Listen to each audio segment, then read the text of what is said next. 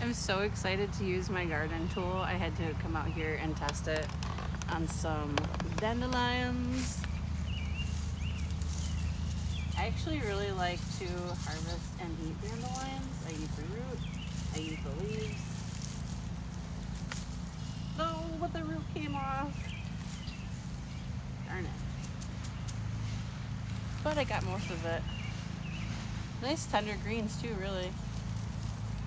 I might have to save that. I'm doing right next to my strawberry bed.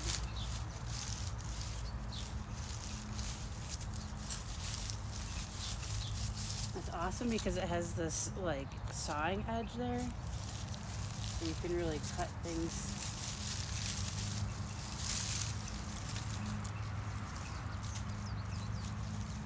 Got part of the root.